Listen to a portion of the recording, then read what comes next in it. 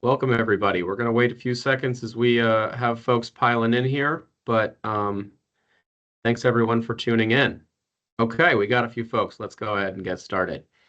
Welcome to the Distilled Spirits Council Ask the Expert webinar series. I am Ross Mulcairn, the Director of Member Services and Business Development at the Distilled Spirits Council of the U.S., also known as DISCUS. Today's topic is duty drawback, the secret ingredient for distilled spirits profitability, with our friends from Alliance Drawback Services.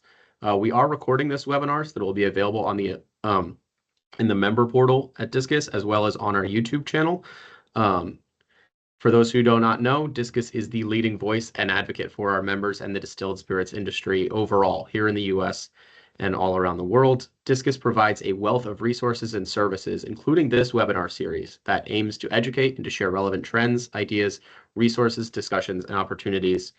All of our upcoming webinars are listed at distilledspirits.org/events, and be sure to check in on Thursdays at 1 p.m. Eastern for future Ask the Expert webinars, including we have one week from today, so everyone be sure to be in there. This afternoon, we are going to explore a critical but often overlooked trade tool, duty drawback, a program that refunds import duties and excise taxes on materials used in the production of goods exported from the United States. It is actually established in 1787. It is one of the oldest trade laws in the country and remains a vital mechanism for supporting U.S. manufacturers and exporters. For the distilled spirits industry, duty drawback plays a strategic role in maintaining competitive pricing, expanding exports, and supporting American jobs. While products like beer, wine, and, quote, white spirits benefit from this program, American whiskey is currently excluded, putting U.S. producers at a disadvantage in global markets. That is why DISCUS and our many members continue to advocate for expanding duty drawback to include all American spirits. Doing so would help level the playing field, counter foreign VAT subsidies, and strengthen the economic impact of our industry, especially as global demand for American spirits continues to grow because of all the many wonderful products that our members are creating. Our webinar is just going to have a little overview of how duty drawback works, its historical and legislative context, and why it's essential for the future of American spirits exports. Now, that was a quick little housekeeping. With that all taken care of, I want to welcome our two speakers today, Tony Nogueras, the CEO of Alliance Drawback Services, and Jed Lancaster, the Director of Business Development at Alliance. Welcome, gentlemen. Thank you. Thanks for having us. Yeah, so thank you. For those of you, if this is your first Ask the Expert webinar, we're going to talk for about 35-40 minutes, our experts and I, and we will take questions throughout. You can use the Q&A or the chat function on the bottom of your screen. If you have a question, we'll try to take it during the thing, but we will also save about 15 minutes at the end just for Q&A to make sure we get everything going. Next week, we will send everyone a link to this webinar recording if you have registered for it. And other than that, it's time to have some fun. So now let's get started. Jed, you want to take it away? Perfect. Yeah. Thank you, Ross. So again, my name is Jed Lancaster. I'm the Director of Business Development here at Alliance. So the way we're going to frame this up, we'd like to keep it organic. If you guys have any questions, feel free to try and chime in. This can be quite a bit of information, so we don't want those questions to get lost in the context as we move along. So for a quick introduction into Alliance, who we are, what we do. So here at Alliance, we are licensed U.S. customs brokers. However, all we do is drawback. We don't do any other general brokerage services such as import clearing. We were founded back in 2001. Last year, we recovered over $640 million in claims on behalf of our clients. That's in a non-tariff environment. Just imagine this year, what that's going to look like. And we are a turnkey provider. So that's everything from identifying the recovery opportunity to gathering, validating data, supporting your program should any compliance come up with customs. So here's just some shameless name dropping. We manage Mercedes, also in automotive, Daimler Truck North America, Polestar. We have a massive footprint in the electronics industry, companies like Logitech, Future, DigiKey, and so on. Petroleum with Total, Huntsman, Nurian, Indorama. We manage SpaceX's program. So with drawback being an export incentive program, believe it or not, every time they send a rocket up into space, that's an export. So any of the duty paid components or raw materials that go into the production of the rockets or anything that stays up in space becomes drawback eligible. Another fun fact, the country code is FF for Final Frontier. We manage some spirits companies, one that I can mention, Constellation Brands and Corona Beer. Sunsweet growers with commodities and so on. We also love to educate, which you'll see here in a moment. We're global sponsor to Discus as well as ICPA, try to take part in a lot of the trade compliance and industry organizations out there. So from here, I'm going to turn it over to Tony. He's going to get into the 101 that you guys are probably looking forward to learning more about. Thanks so much, Jed. Appreciate it. So once again, name is Tony Nogueras. I'm the founder and CEO of Alliance. For about 30 years now, I've been managing, assessing, implementing duty drawback recovery programs. So clearly living the childhood dream, right? But I will say that it is interesting in the current environment. I like to say that drawback's gone from and tariff mitigation strategies and trade compliance generally has gone sort of from the basement to the boardroom with the tariff environment. We're living year 9 of our 15 minutes of fame that really started when the Trump administration placed 25% tariffs on about 400 to 500 billion in imports from China, known as the Section 301 tariffs. And certainly in Trump, 2.0, we've seen more implementation of tariffs and consequently companies very interested in exploring all the strategies that are available to them to mitigate or counter some of these costs to the bottom line. So as Jed mentioned, Drawback's a program that's been around for quite some time, or actually I think Ross mentioned it's in 1787, 1789. The first law passed by the US Congress was raising revenue in the form of duties and tariffs. Drawback's a concept that is really sort of ingrained in most countries' trade laws and structure. You can actually read about it. Adam Smith, the author of Wealth of Nations, sort of the Bible of capitalism, talks about global trade and mentions the concept of duty drawback as well. Now, it has undergone certain iterations over the year. We're not operating under the same version that we had in 1789, and so we're going to get into a few of those details of how the modern drawback regime operates. Drawback's an export incentive program, so there are two sides to this equation: a duty paid import, and then you have to have a subsequent exportation. Now, there are multiple statutory provisions, and we're going to get into the primary statutory provisions. So there are different types of drawback.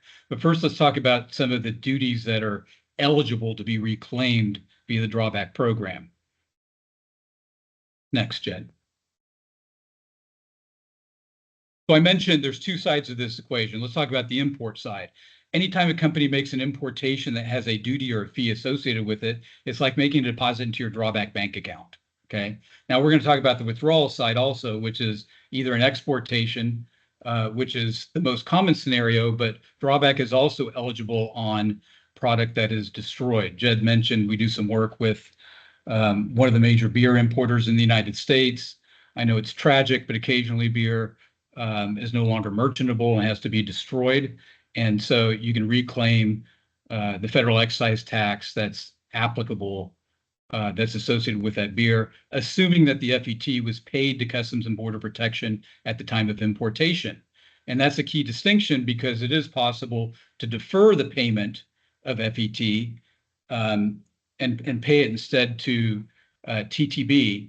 In those instances, any FET that's paid to TTB would not be eligible for drawback. So it must be paid at the time of import to Customs and Border Protection. So, most industries out there are not subject to federal excise tax. It's applicable to alcohol, tobacco, refined petroleum products. Typically, most of our clients are just dealing with regular duties, okay? So prior to the imposition of Section 301 tariffs, the average duty rate in the United States was somewhere between 2% and 5%. So we were a very open market for the most part. Companies certainly weren't realigning their supply chains in order to maximize drawback recovery when you're talking somewhere between 2% and 5%. Not the case today. With tariffs, the average rate now is closer to 10, 11%. And then certainly federal excise tax has a much greater impact than most duties that are being paid. Now, MPF, HMF, those are relatively small fees that are also paid at the time of entry: merchandise processing, harbor maintenance. And then, of course, regular duties are eligible. Of the punitive tariffs that started in 2018 with the imposition of the Section 301 China tariffs, those are eligible for drawback. The IEEPA reciprocals are also eligible under the drawback program. Fentanyl, Section 232 on steel, aluminum, copper, and auto are not drawback eligible. That's up for discussion or debate, but essentially the federal government can take whatever actions that they deem appropriate if they think that they have the statutory right to do so. And then our recourse would be to challenge them in court, or of course you can also try to clarify the law if it's a matter that's open to statutory interpretation. But I would argue that the fentanyl and the 232 should be drawback eligible, but unless you're prepared to go to the Court of International Trade, and most likely the Supreme Court, for the time being, we are not able to claim drawback on those punitive tariffs. Next. So let's talk a little bit about the modernized what we call the modernized drawback regime. A lot of acronyms in our world. TFTIA stands for the Trade Facilitation Enforcement Act. It was first signed into law back in 2016 and fully implemented in 2018. Now, this was probably the most significant change during my 30-year career to the drawback statute. It was initially billed as the Drawback Simplification Act. When was the last time that the government passed a law that simplified our lives? That's a rhetorical question. So it did place more money on the table, made drawback a bit more nuanced. I'd say it's probably more complex and data-driven than ever before because of some of the regulatory changes that accompanied the statutory change of the TFTIA. What we're going to talk about quite a bit is the matching provisions. So the primary benefit of the TFTIA legislation is that it liberalized, so drawback's a function of matching exports and imports. It liberalized that matching function and put additional recovery on the table as a result. Okay. And initially, it was thought that those that were recovering excise tax were going to be the biggest winners. I'll sort of explain. Anytime you have legislation that's passed, you have the list of proverbial winners and losers. Because of the nature of the change and the liberalization of these matching provisions, it was thought correctly so, as reality has proven, that the biggest winner are those that were paying significant amounts of federal excise tax. To give you an idea, prior to the TFTIA, we hit about $1 billion in cumulative refunds. We're talking about the drawback program as a whole. This was in 2016, 2017. Estimates are somewhere between 4 and 5 billion this year in cumulative drawback recovery on behalf of U.S. industry. So it's increased dramatically. Some of that's a function of additional tariffs, but a certain amount of that is probably certainly related to the liberalization of the law that placed significant recovery on the table for certain industries. Okay. Now, the new legislation was about a 10-year process, if you can imagine. There was quite a bit of back and forth. There was some controversy involved. It was a collaborative effort with Customs and Border Protection. And, with a straight face, they said that to Congress that they thought it was going to be revenue neutral. Well, clearly it was not going to be revenue neutral because we liberalized the matching provisions. I think Customs had a bit of buyer's remorse. There were those in the Treasury Department that understood that one of the big winners, as we discussed, was going to be the alcohol industry, and they wanted to claw a bit of that back. And so consequently, anytime you have a statute that changes, a significant change to the statute, then the regulations have to be revised so that they then also are consistent with the new statute. And so Customs, understanding that the alcohol industry was going to be one of the largest winners and that they might have a bit of explaining to do to Congress when the program was not revenue neutral at the end of the day.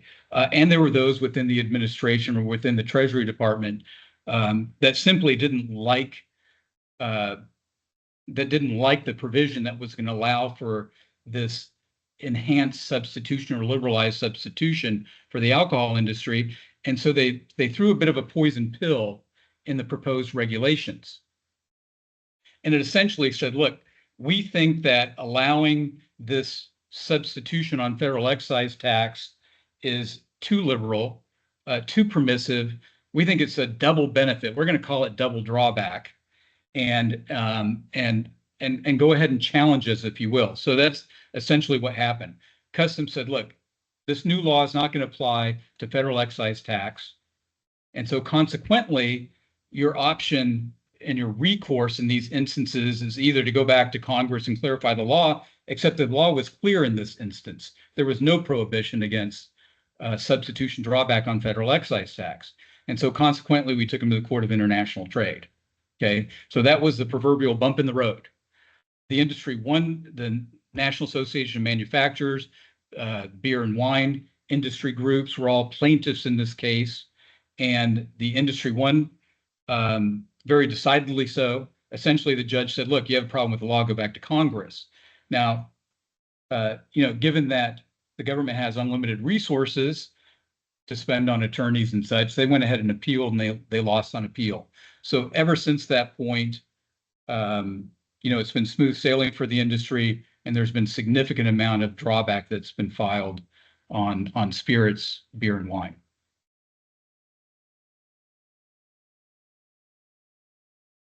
Okay, so let's talk a little bit more about the matching provisions and some of the specifics related to the functionality of drawback. The drawback law can be found in United States Code section 1313 relates specifically to unused merchandise drawback. Okay, unused merchandise drawback would be drawback on merchandise that is imported and exported in essentially the same condition. Okay, and it's not restricted to any particular industry. If a company in the orange juice industry could import orange juice from Brazil, re-export it from the United States, and file drawback accordingly. Okay. Now, there's a key distinction, and this is really a key point to understand the functionality of drawback.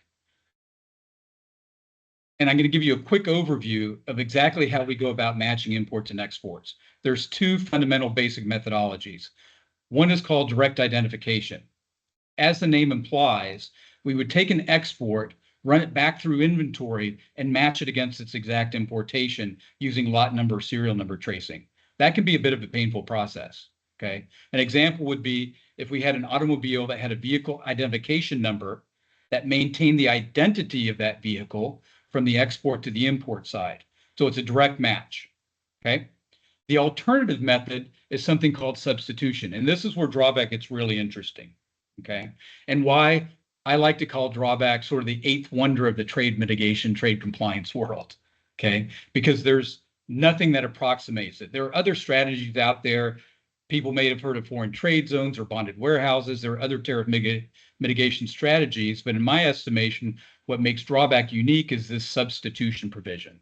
Okay, substitution allows us to match like material. Well, how do you define like material? Historically, before the new drawback regime, we had to take into account material codes, specifications, grades, quality. So merchandise on the import and the export side had to be considered commercially interchangeable. What did that mean? If I was exporting Florida orange juice, and here's one of the great things about substitution, is that the origin of the export doesn't matter under substitution. So I could be, what I mean by that is, I could be producing orange juice in Florida, and of course, we're going to give you plenty of examples in the alcohol industry, export Florida orange juice and file a drawback claim against imported Brazilian duty paid. That's the beauty of substitution. All that matters under the current regime, we don't have to worry about grade A for grade A orange juice. All that matters is that the import and the export share the same harmonized tariff schedule number. That is the classification number. All merchandise that is imported and exported from the United States is assigned a classification number.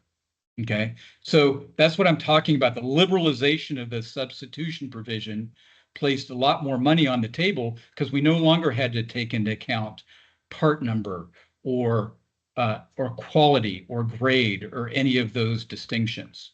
Okay. Now, in the world of trade regulations, trade compliance, there's always exceptions, right? And limitations.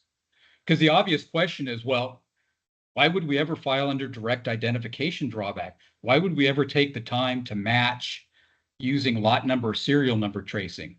Unfortunately, substitution is not always available to us, okay? And once again, I mentioned with the new regulatory structure, there was some nuance that added some additional layers of complexity to this process. The harmonized tariff schedule of the United States, if you printed it, would probably be the equivalent of, I got to be careful here because we probably have young folks on the call that maybe have never even seen a phone book, but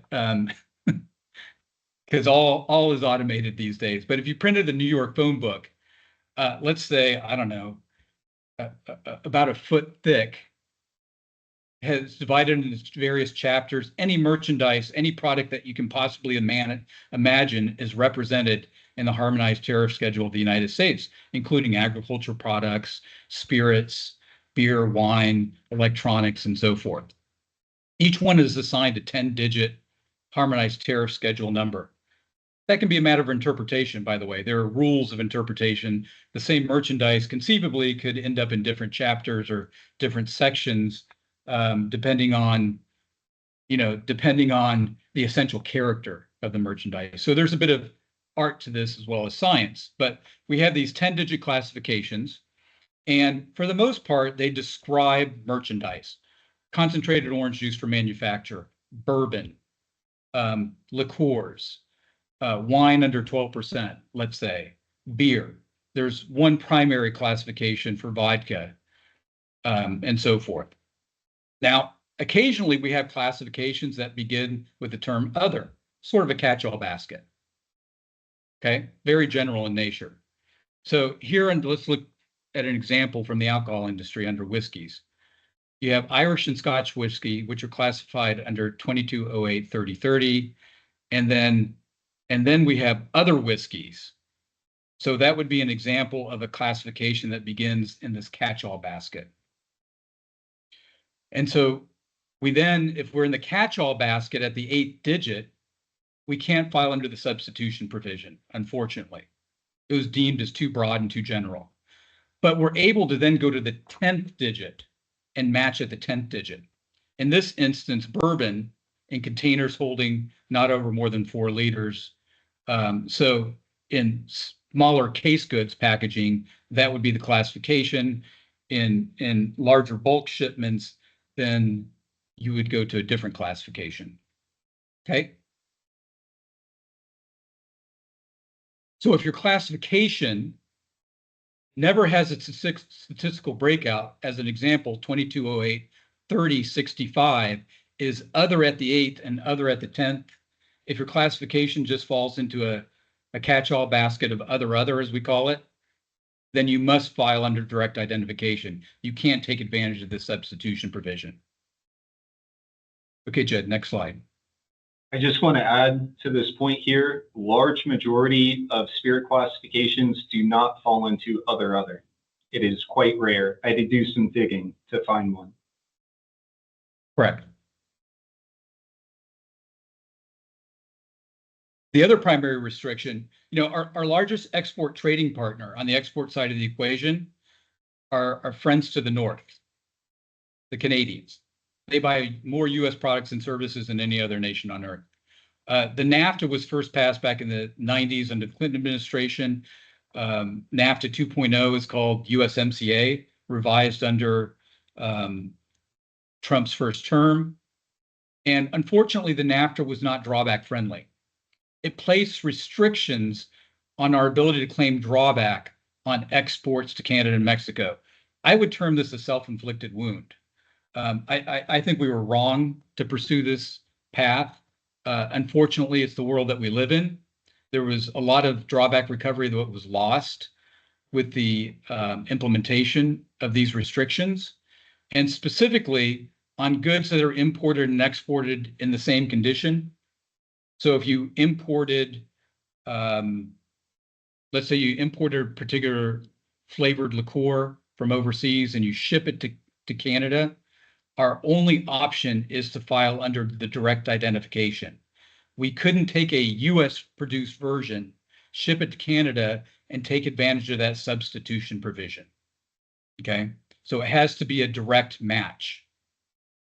And for the most part, I want to get into the gory details of this, but for the most part, the NAFTA drawback restrictions eliminated manufacturing drawback on exports to Canada and Mexico. We ship quite a bit of automobile assemblies to Canada that are manufactured from imported duty-paid components. All of that drawback went away with the NAFTA drawback restrictions.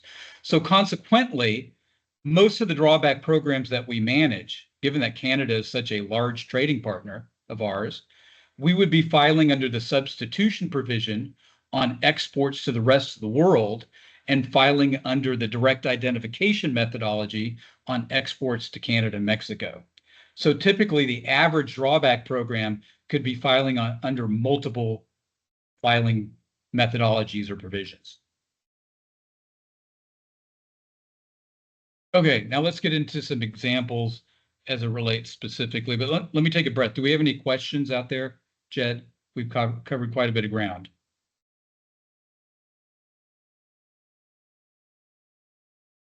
Ross, any questions? I'm good for now. I'm fascinated to know all about these distinctions in the USMCA versus other classifications. And again, if anyone has questions, please feel free to drop them in the chat or the Q&A function as we go. We'd love to hear from you, and we'd love to have just sort of work in. I know this is a very complex topic, so we're trying to make it as it is a bit nuanced. So if anyone has anything they need, please send it into the chat or in the Q&A. Okay, great. I think we just had one question come up. I saw it pop up on my screen. We have a hand raised. Oh, yes, indeed. Lucy, do you have a question? Can we unmute her?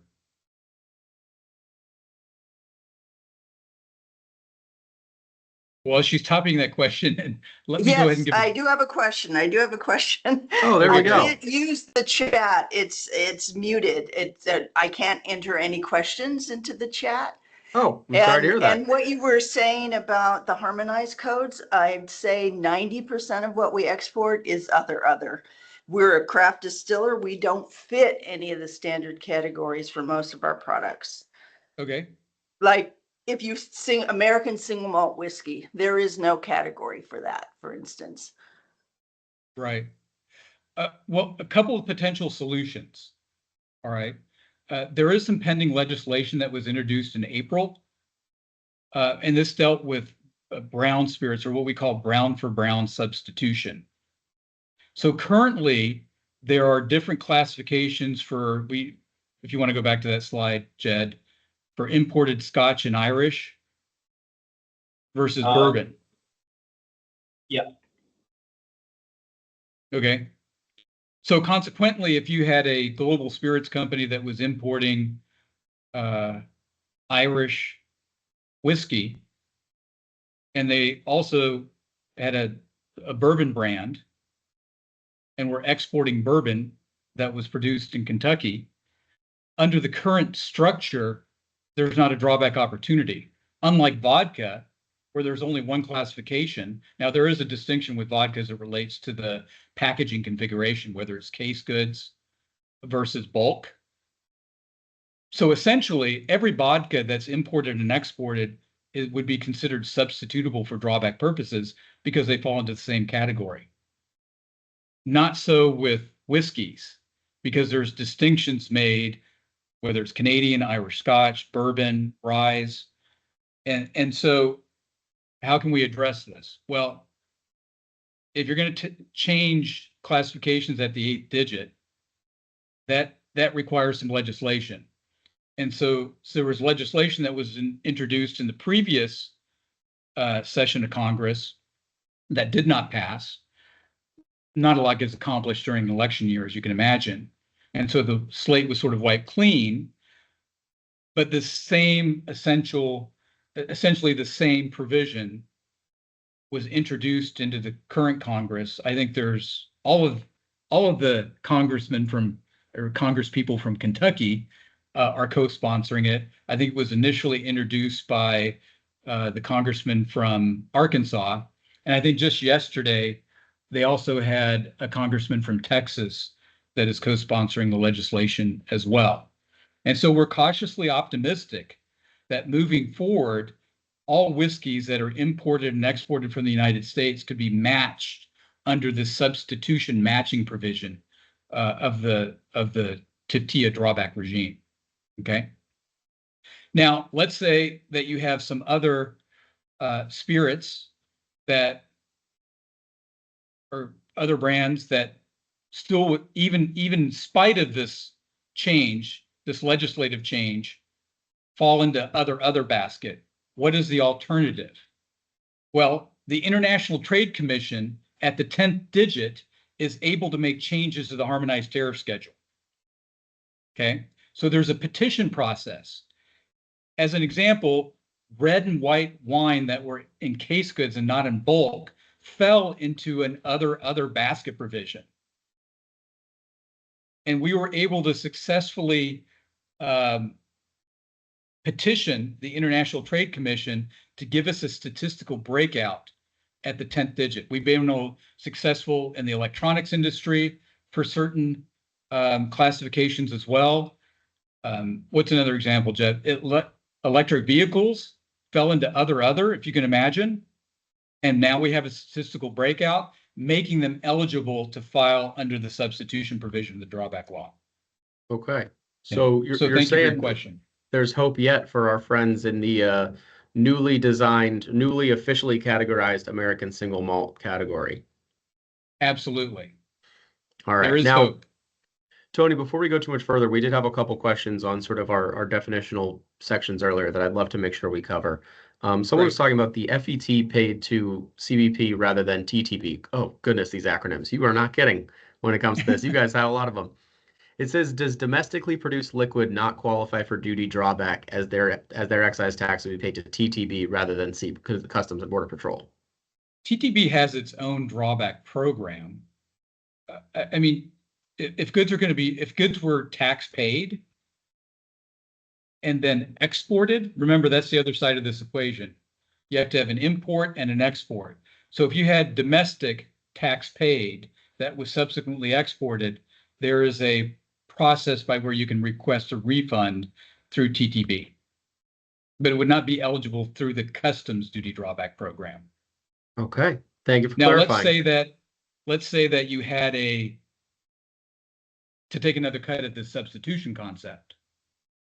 Let's say that the same company also imported a different brand and they paid FET at the time of import, and they're exporting the same classification, and that was produced domestically. So it's a US produced spirit. Once again, if they fall into the same classification, they're eligible under the substitution provision of the drawback law. But the question was correct. In order to file US duty drawback, you've got to pay the federal excise tax at the time of import to Customs and Border Protection. Okay, thank you.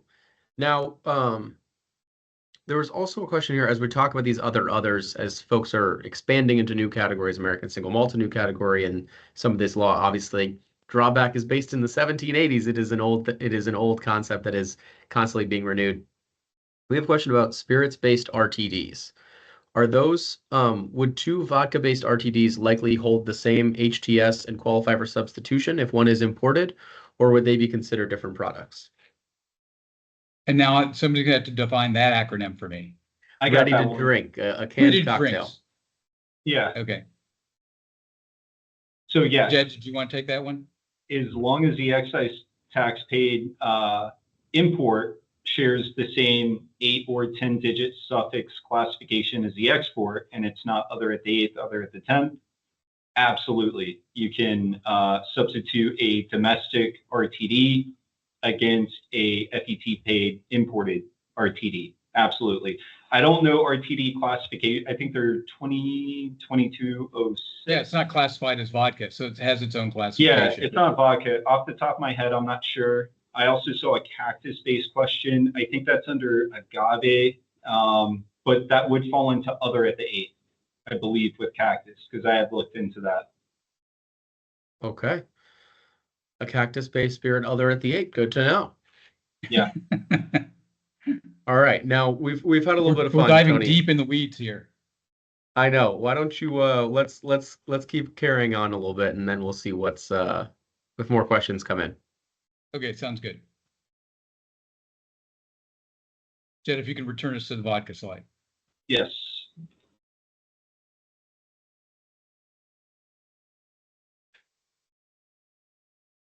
Not changing on our side. It's not changing? Nope. Jed, I think you might be a little frozen.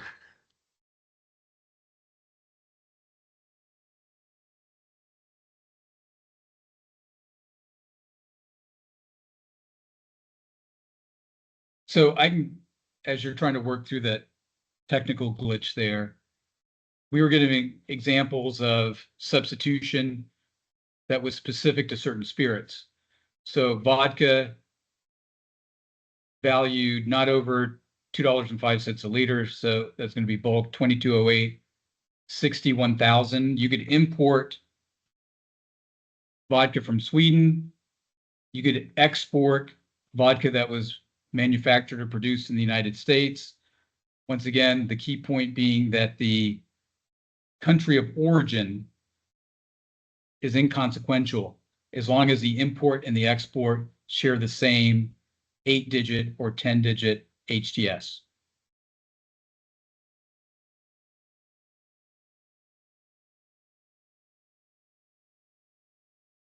Ross, are you going to try to pull up the presentation? Yeah, we'll get that for you. Okay, sounds good. I'll continue on. When it comes to gin, there's no distinction that's made at the 8th digit or the 10th digit based on value or packaging configuration. All gins fall under one classification, whether they are packaged in bulk or in bottle. Same with liquors and cordials. This is a rather broad category. So any of the flavored liquors and whiskeys would be all substitutable under 2208, 7,000 at the 8th digit.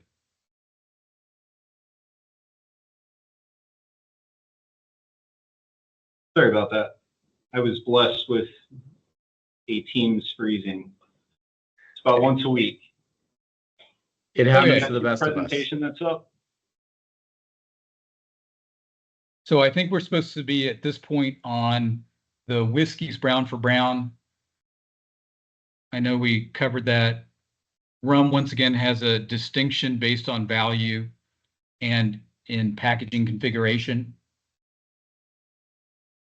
And so the reason that's a key point is that if you're importing packaged goods, because you're only going to pay federal excise tax on goods that are packaged in bottles, right, and case goods. If you're exporting bulk and there's no distinction at the 8th or the 10th digit when it comes to packaging configuration, bulk and case goods are considered interchangeable for drawback purposes. So, I mean, keep in mind the harmonized tariff schedule was not made with substitution drawback in mind, right? So that's why we have to, in some cases, submit petitions, or in the case of brown for brown, actually change the classification so that all of those whiskeys would share the same classification. I might have missed it. Did you touch on gin and liqueurs? I did. Beautiful. I did. Okay.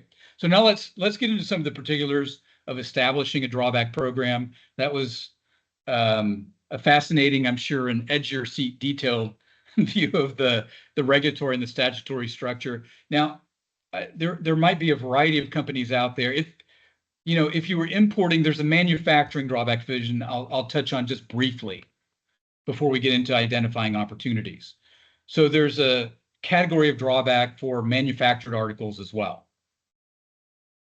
if you're importing molasses and it was used to produce exported rum and the molasses was imported duty paid, most inputs now into the production process are dutiable because of the reciprocal tariffs, at least minimally at 10%. We have a client that's importing oils from citrus oils from Brazil. They're now dutiable at 50% under the reciprocal tariffs. Okay. They take those citrus oils, they're distilled, and they're exported under a different classification. So we're not going to file it under unused merchandise drawback, or what we used to call same condition drawback. That falls into the category of manufacturing. So just the takeaway there is if you're importing raw materials or component parts and you're manufacturing a new and different article of commerce and exporting that new and different article of commerce, you would claim under the manufacturing drawback provision. Okay. And just like under unused, there's a direct identification approach or methodology versus the much more flexible and liberal substitution approach. Obviously, whenever we can file under the substitution provision, that's the preferred route. More money on the table allows us to optimize recovery, less compliance risk. All of these submissions to Customs and Border Protection carry a certain amount of compliance risk because there are the rules that we have to comply with, or the regulatory structure.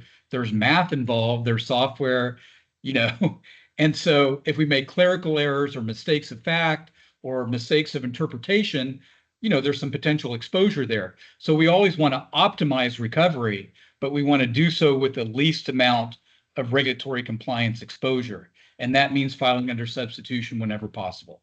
Okay. So when a potential drawback claimant, when we're sitting down with a potential client / claimant, we're looking to identify potential recovery in 3 general broad categories, okay? Or buckets, as we call them. Bucket number 1 is the most straightforward, and this would be drawback on your own import and export activity. What do I mean by that? Company A is the importer of record.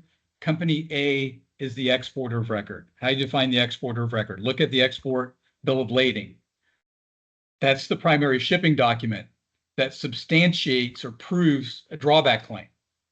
If Customs ever audits a program, they would routinely request proof of exportation. The bill of lading has a shipper field. Generally, and I'm not going to get into all the nuances of this, but generally that entity that appears as the shipper on the export bill of lading is considered the exporter of record and has first right to claim drawback. Okay.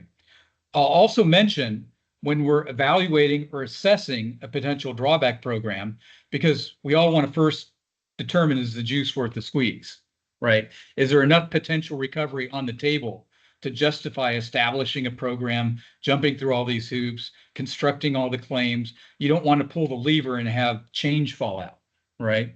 So we want to determine what the estimated recovery potential is one of the key points.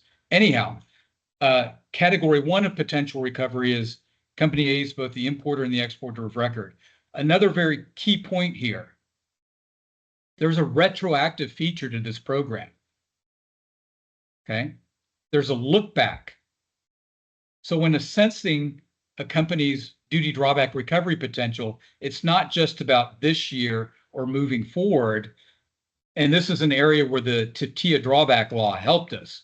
In a couple of areas that hurt us, like that other restriction, was a bit unfortunate, probably the best we could have done at the time, but it was restrictive. Where the TIA really helped us was on this retroactive time period. Before it was limited to 3 years worth of export activity. Now we can go up to 5 years back, and it simplified the timeframes. So what does that mean? The first year of establishing a drawback program, you could be sitting on a substantial potential windfall of recovery because of that historical retroactive hit to the bottom line. Okay. Back to our categories. Category number 1, Company A is the importer and exporter of record. Well, how about situations where we lose control of the export shipment based on terms of sale? We ship product to Miami to a freight forwarder that's controlled by our customer in Panama, right? Very common through Miami. It's what we call the capital of what these are routed transactions, where you lose control of the transaction. If you're not paying the freight, you're not going to end up with a bill of lading. And most likely your customer, it depends, but it's possible that your customer could be listed as the exporter on the bill of lading. These are what we call multiple party drawback claims. Company A is the importer of record, company B is the exporter of record. Okay. As long as both entities are willing to cooperate. Now, one of the obvious barriers is that constructing a drawback claim consists of information, some of which would be considered proprietary and confidential. So typically, this might sound a little self-serving, but typically when it comes to multiple party drawback, you almost have to have a drawback specialist or a customs broker or some disinterested third party to collect the documents from both sides of that equation in order to construct the claim and maintain confidentiality. So the broker serves as that firewall. Okay. Category 3 is a bit outside the box, let's say. Legal. We could probably spend the rest of the time just discussing category 3. Or we could have spent the entire hour. It's something called drawback trading. It's a bit, and I don't use this term but it's a bit contrived, but it's been validated by Customs and Border Protection in the form of a ruling. Now, we're licensed customs brokers that, while we work for the private industry and we represent the importers and the drawback claimants, we still have a very important responsibility to Customs and Border Protection. They license us. They can take punitive measures against us if we engage in practices that are non-compliant. So consequently, we tend to be very conservative when it comes to interpreting statutes and regulations. And if there's a matter of significant interpretation, we're not just going to plow forward and hope for the best. In many instances, we can ask for a binding ruling out of Customs headquarters in Washington, D.C. So back in 2003, members of the petroleum industry, petroleum had their own statutory provision, it's still in place today, that allowed for HTS level substitution. While the rest of us were toiling away matching part numbers and grades, the petrochemical industry had their own sandbox and playing field. Okay. And so they essentially asked Customs and Border Protection, look, I have a company over here that's import rich, but they sell domestically. They don't have any export activity. I have a company over here that's export rich. They produce a domestic, let's say PET that's made domestically, that's exported to customers all over the world. Can I somehow, because you can't sell your drawback rights on a secondary market like their carbon credits, okay? That's not compliant. There has to be a commercial transaction. Somebody came up with a bright idea. What if we built a commercial bridge between the importer and the exporter and used a special purpose third-party trading company that exists for no other reason other than to maximize drawback recovery? Customs, is that legal and compliant? Can we essentially create a climate for drawback, an inorganic climate for drawback? Customs, maybe to the surprise of some, back in 2003, said yes. And so this third category was born of drawback trading. So importers and exporters can cooperate directly or work through a third-party trading company if there's confidentiality concerns. There are a lot of boxes to be checked. It's not just a matter of a paper transaction, but that would be category number 3. Okay. Fantastic. And Tony, I just want to make sure we know we've got about 10 minutes left. So I want to make sure we cover what we need, and then we save a little bit of time still for questions at the end. So. Okay. I think we're getting relatively close to the end of the formal part of the presentation. We should be. Probably, thankfully, for many out there. It's a lot of detail. It's been fantastic. We've all learned a lot. Okay, I appreciate that. So it's important, in my estimation, when we're first speaking with a potential account, the question on everybody's mind is this worthwhile? Is there enough recovery on the table? And so there are some steps that we can take during what we call the assessment or the evaluation process to try to quantify that number. Now, there's some back of the napkin approaches, but once again, if we happen to be wrong and we put in 6 months worth of work, and you built an expectation with your management that there's X amount of recovery there, and it ends up being Y, then that could be problematic.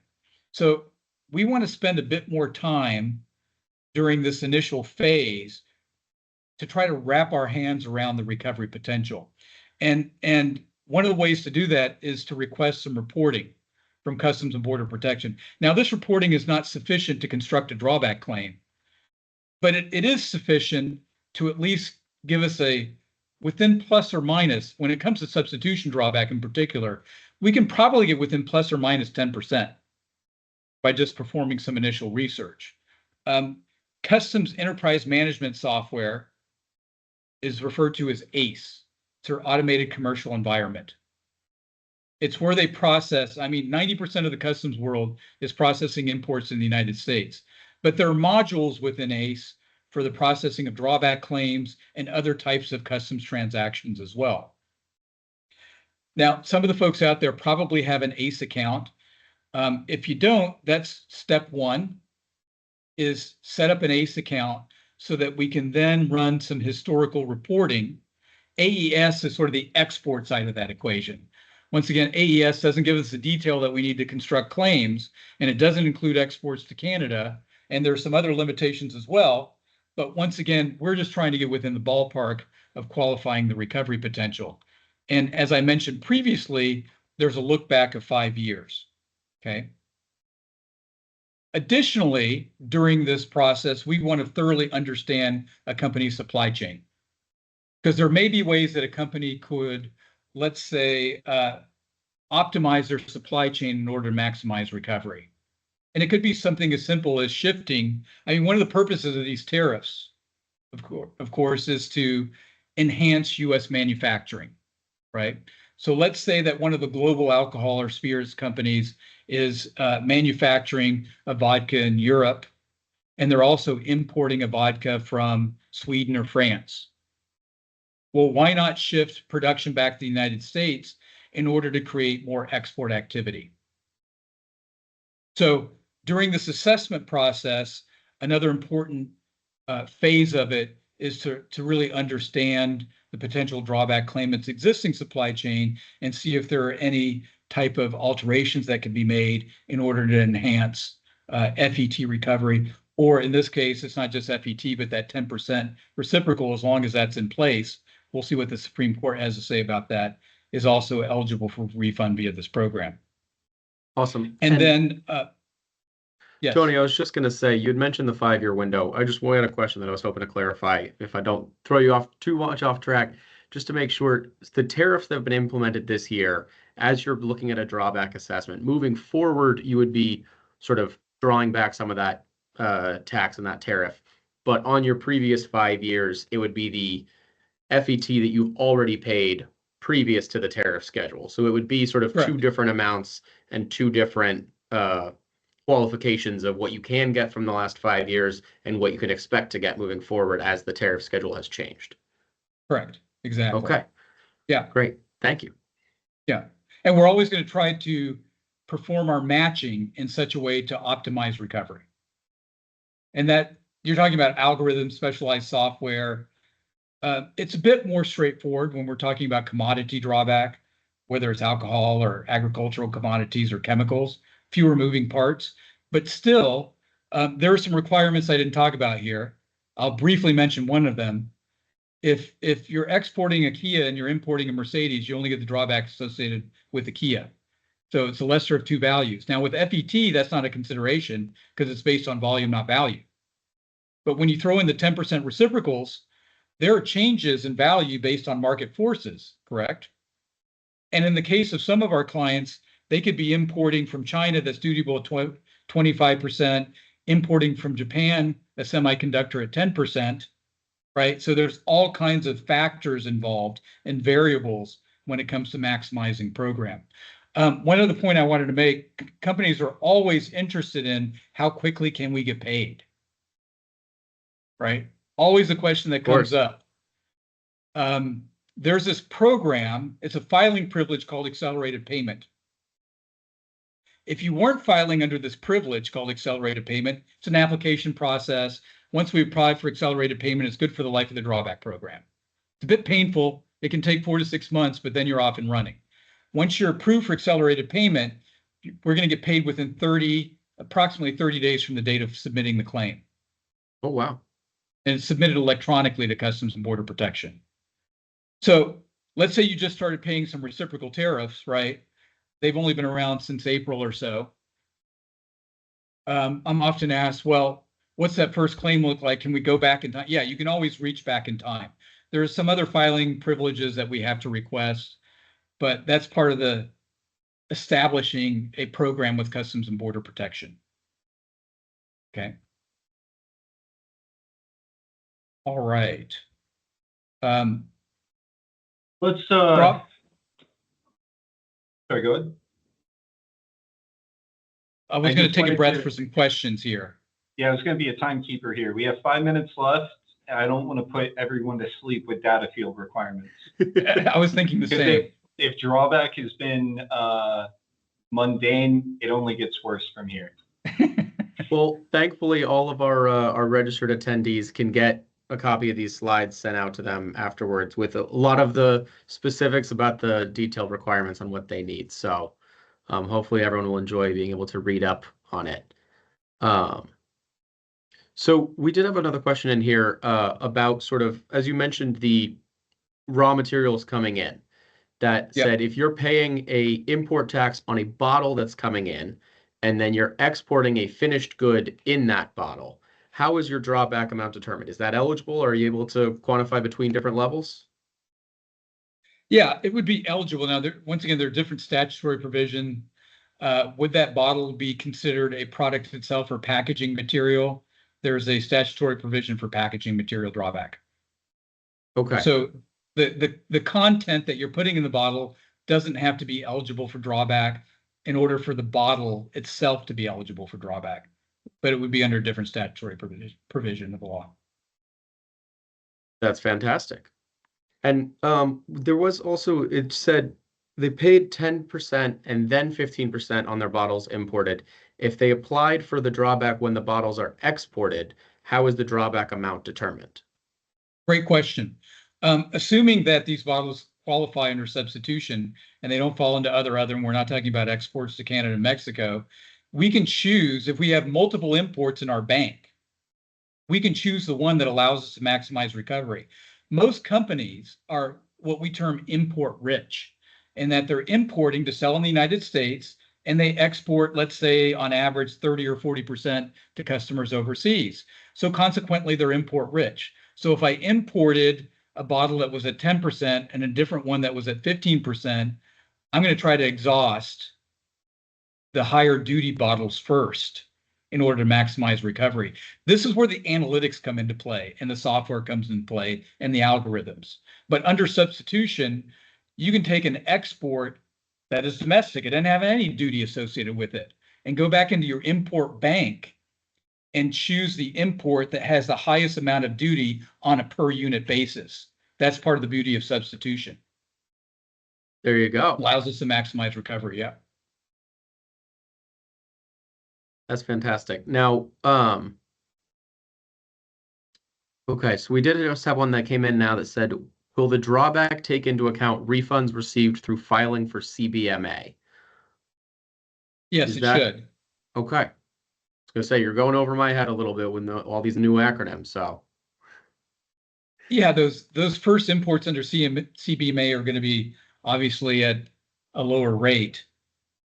And so if a company is import rich and they have plenty that are non-CBMA, we're going to try to utilize those first. So we have to take those into account as part of our matching methodology. And once again, it's all about trying to optimize it. And everybody's situation is going to be a bit different. So it's hard to draw a general conclusion other than the fact that we're going to try to maximize by filing drawback on the highest tax paid imports first. That's wonderful.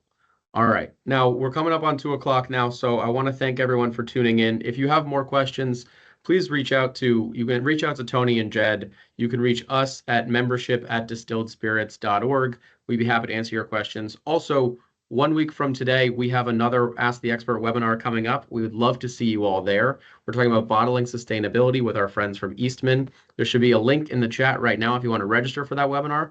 We would love to see you all there. If you have any questions, again, feel free to follow up with us, follow up with Tony and Jed. They are great friends of Discus and friends of the spirits industry overall. So thank you everyone for tuning in. If you have more questions, again, send them in and we'll pass them along. And we appreciate all of you being here, and we look forward to seeing you at all of our future webinars. Thanks both to our experts, and thanks for everyone for tuning in. You're welcome. It was our pleasure. Thank you all. Have a good day.